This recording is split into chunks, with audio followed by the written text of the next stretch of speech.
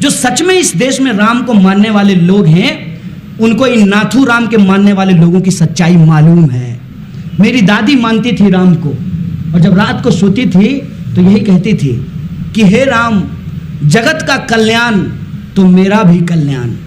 अगर जगत का कल्याण होगा तो हम जगत से बाहर हैं। अगर दुनिया में शांति होगी तो हमारे घर में भी शांति होगी। दुनिया में खुशहाली होगी तो हमारे घर में भी खुशहाली होगी। मुल्क में खुशहाली होगी तो हमारे घर में भी खुशहाली होगी। एक का लूट करके कोई अगर अपना भवन बना लिए, कोई शीशे का मकान तैयार कर ले, तो उसको हमेशा इस बात का डर रहता है कि कोई भी मुफलिस आदमी किसी दिन पत्थर उठा करके हमारा शीशे का मकान तोड़ सकता है। यह जो इनइक्वालिटी है, इस इनइक्वालिटी को हमको समझना चाहिए। और इसी इनइक्वालिटी को बनाए रखने के लिए जिस तरीके से धर्म का इस्तेमाल किया जाता है, उस बात को हमको समझना चाहिए। इस बात को हमको समझना चाहिए कि आज हम ये जो संघी लोग हैं, इनके जय श्री राम को मानेंगे या महात्मा गांधी के हे राम को मानेंगे, ये विचार हमारे सामने हैं। क्यों गांधी की हत्या कर दी गई? क्यों कलबुर्गी की हत्या की गई? क्यों पानसारे की हत्या कर दी गई? पानसारे तो प्राइम मिनिस्टर के कैंडिडेट नहीं थे, मोदी जी के सामने बनारस से चुनाव लड़ने वाले थे।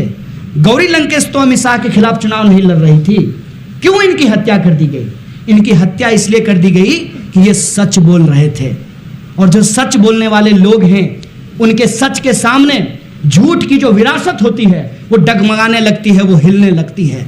लेकिन मैं आपको एक बात का भरोसा दिलाना चाहता हूं कि जीत कभी भी झूठ की नहीं हो सकती है, जीत हमेशा सच्चाई की होती है। इस बात पे हमको टिके रहने की जरूरत है।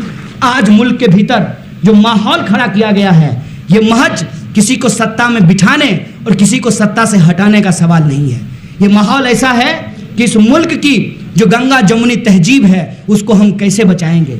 इस बात को हमको समझना पड़ेगा कि एक मुसलमान का लिखा हुआ गाना, एक मुसलमान का गाया हुआ गाना, एक मुसलमान का संगीत दिया हुआ गाना, वो हिंदुओं के मंदिरों में बजता है। ये सच्चाई है इस मुल्क की। आपने वो गाना सुना होगा, मन तरपत हरि दर्शन को आज, बैजू बावरा फिल्म का गाना है ये, जो हिंदुओं के मंदिर में बजता है। और ये राम की बात करते हैं। राम के लिए जो सबसे मशहूर गाना बॉलीवुड का है वो है राम जी की निकली सवारी, राम जी की लीला है न्यारी। ये मोहम्मद रफ़ी के द्वारा गाया गया है। ये हिंदुस्तान की विरासत है। इस देश की जो सच्चाई है, उस सच्चाई को आज इस तरीके से तोड़ मरोड़ करके प्रस्तुत किया जा रहा है ताकि आने वाला जो जनरेशन है वो ये ना सोच सके कि इंजीनियर बनने के बाद भी उसको नौकरी क्यों नहीं मिल रही है। किसान ये ना सोच सके कि इतनी मेहनत करने के बाद भी उसको उसके फसल का दाम क्यों नहीं मिल रहा है। मजदूर ये ना सोच सके कि ये पसीना जो वो बहाता है, ये जो मेहनत की कमाई है, उसकी मेहनत की कमाई को कौन लूट रहा है।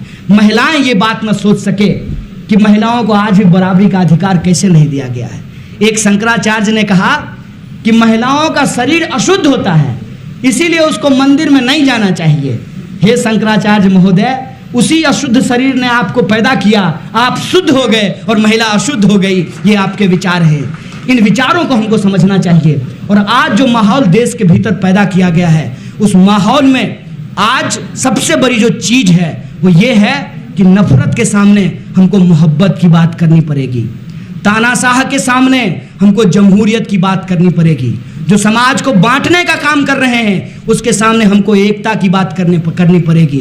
और जो असमानता समाज में बना करके रखना चाहते हैं, उनके सामने बाबा साहब भीमराव अंबेडकर, अशफाकुल्लाह खान और भगत सिंह के सपनों की बात करनी पड़ेगी, समानता की बात करनी पड़ेगी। ये विचार आज हमारे सामने हैं। इसीलिए आप तमाम लोगों से एक आखिरी अपील के साथ मैं अपनी बात को ख़त्म करना चाहूँगा कि आज मुल्क के भीतर जो हालात हैं, आप तमाम लोगों के कंधे पे एक मजबूत जिम्मेवारी है।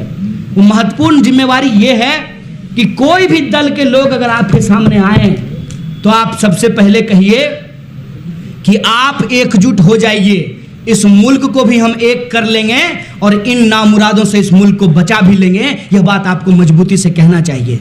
आपको यह कहना चाहिए कि आज देश के भीतर जो आज़ादी का संकट है, जिस तरीके से लोगों की आज़ादी छीनी जा रही है, इस दौर में हमको हमारे रोल निभाने पड़ेंगे। हमको इस वक्त का अशफाकुल्लाह खान, भगत सिंह, बाबा साहब भीमराव अंबेडकर और महात्मा गांधी बनना पड़ेगा। यह विचार हम नौजवानों को अपने कंधे पे लेना पड़ेगा। उन विचारों को हमको लेकर के चलना पड़ेगा। और इसीलिए मैं आप तमाम लोगों से अपील करना चाहता हूं कि देश के भीतर जो एक माहौल है, इस माहौल में यदि हम एकजुट होने के लिए तैयार हैं तो एक आखिरी लाइन के साथ अपनी बात को ख़त्म करूंगा। कि जब कलम हथियार बन जाए, जब कलम हथियार बन जाए तो समझो तानाशाह के डरने का वक्त आया है। जो खुद डरे हैं वो दूसरों को डराते हैं। डरो मत, लड़ो, क्योंकि ये उनके हारने का और हमारे जीतने का वक्त आया है। इन्हीं शब्दों के साथ मैं भी बात को खत्म करना चाहता हूं।